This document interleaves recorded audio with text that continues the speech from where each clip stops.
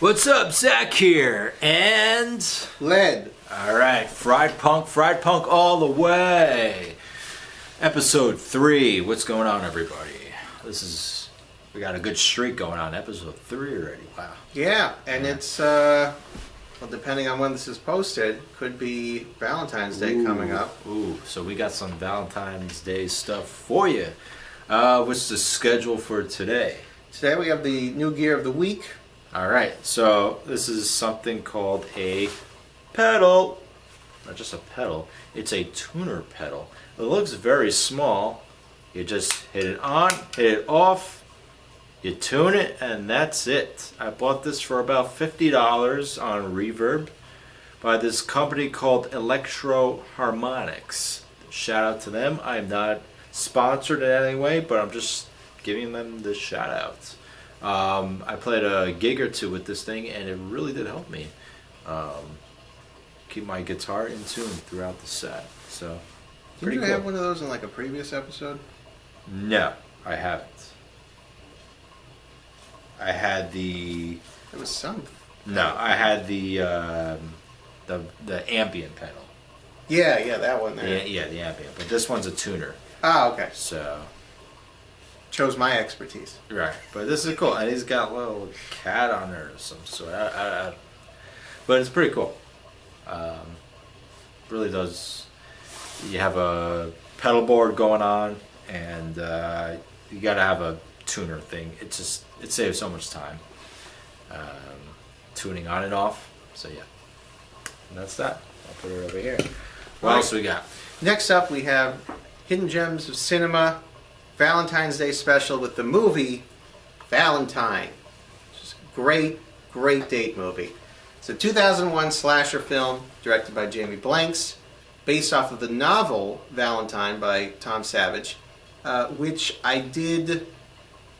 after watching this movie and enjoying it, as I often do, I like to buy the book that it's based off of and give that a try.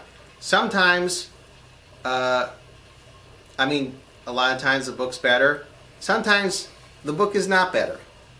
A lot of people always say the book's always better. That is not true. There are plenty of movies that I like the movie much better. I'm not going to get into that here. But anyways, I'm not finished with the book yet. I got most of the way through. It's pretty thrilling. Definitely different from the movie. Similar plot line though, but definitely very different.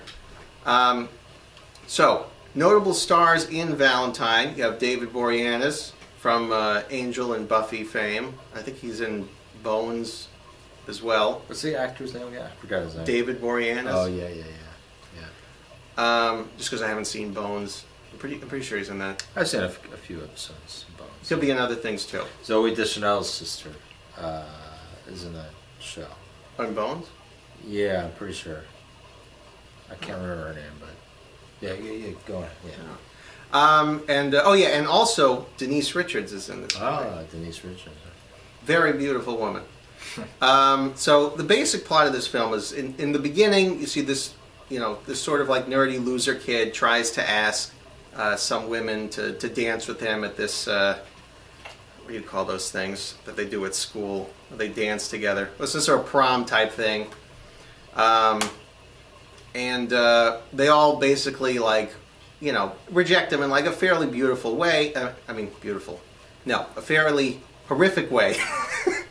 Fairly brutal way. I meant to say brutal. Confusing, brutal, and beautiful.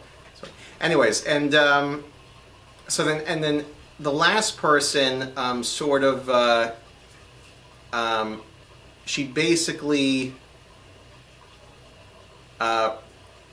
ruins his life and gets him kicked out of school. And all these women are like, they're in like a clique together, they're friends. So many years later, one of their group mysteriously dies after receiving a very threatening Valentine's Day card. And then the other women start receiving very disturbing Valentine's Day cards. And who will live? That's the fun of the movie. Yeah. Honestly, I think I had a great time with this movie. I really enjoyed it. I don't think I should have, but I really did. It's interesting because I think all the guys in the film are like bizarrely negative caricatures of guys. And I usually hate that, but it was like so ridiculous that I just found it hilarious.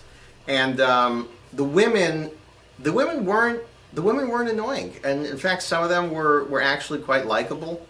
They were all what's this? They were like human. They were relatable. They were like they had some sides to them that this is a cool person. I don't know, maybe they're a bit of a bitch, or maybe like their life is kind of pathetic. Sometimes you feel bad for them, and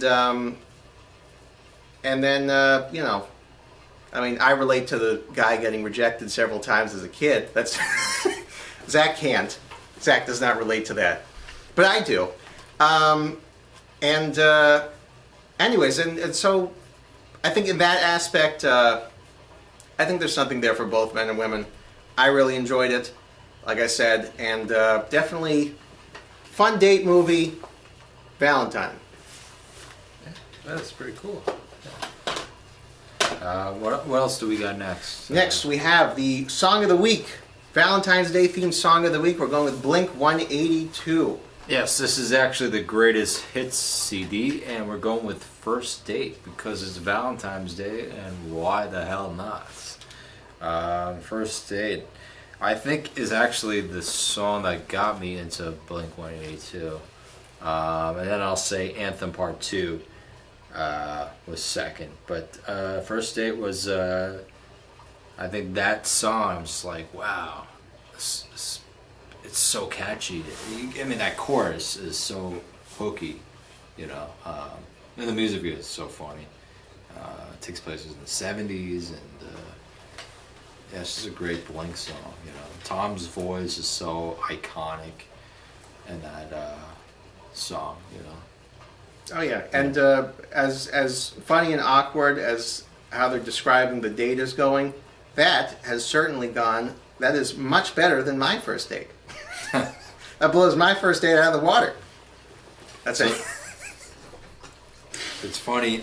So, First Date, and so this album, Take Off Your Pants and Jacket, which I'm holding the greatest hits, obviously, but it comes off the album Take Off Your Pants and Jacket, which has a lot of great hits. Stay Together for the Kids, Rock Show, First Date, Roller Coaster, etc. So it's funny, that song, First Date and Rock Show, were written the same day or same night. Tom wrote First Date, Mark Hoppus wrote Rock Show that night. And then they came together, hey, I got my song, your song. And that's how it came. Because Take Off Your Pants and Jacket was done, and then the record label was like, we need a few more hits. And then they went home, I think, that night, and then came back and wrote those two hit songs, and the rest is history for that album cycle, which is kind of cool. It was written that same day or night, from what I was reading. Yeah, it's pretty cool. It's just so interesting how you just, hey, I need a song, and you just bam out a song, and it's just like a big hit song. This is so cool how songs come about sometimes, Was it one of them talking about their first date experience? No, I mean, I didn't hear anything about that, what it was about, but they just wrote this song and the chords or whatever, and the song came to be, which is cool, Nice.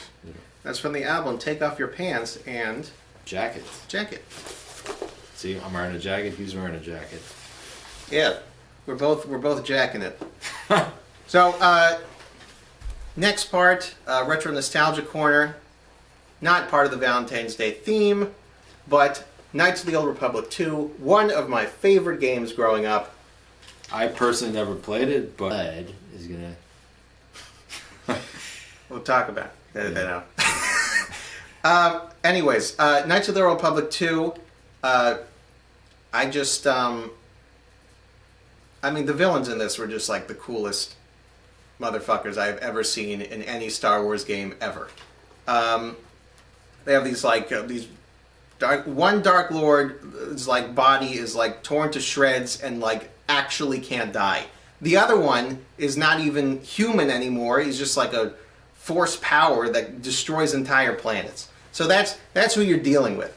Anyways, the this game is creepy. The vibes are like it's dark, and I definitely didn't understand like half of it growing up because I was probably way too young to appreciate the game, but I still thought it was awesome.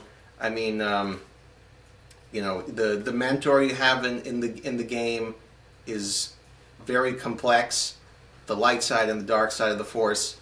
But listen, if you're a fan of Star Wars and you have not checked out Knights of the Old Republic 2, I mean, Knights of the Old Republic 1 is also a very solid game.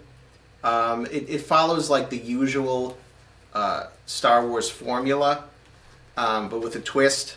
Knights of the Old Republic 1 has a very good twist at the end. Not going to give it away. Definitely play it and check it out for yourself. But Knights of the Old Republic 2, it's a very different Star Wars game. It's I don't even think I could describe it properly. But if you're a Star Wars fan and you have not played Knights of the Old Republic 2, definitely play it. It's also out on Steam, so if you have a computer and you don't have an Xbox, definitely check it out. But highly recommend Knights of the Old Republic 2. I can't recommend that game enough. Well said. Well said. I personally never played it, like I said before, but go check it out. If Led is suggesting it, go check it out. For sure. And that's about it. That's all that time we have. Thank you guys so much for watching. We'll see you soon on Fried Punk.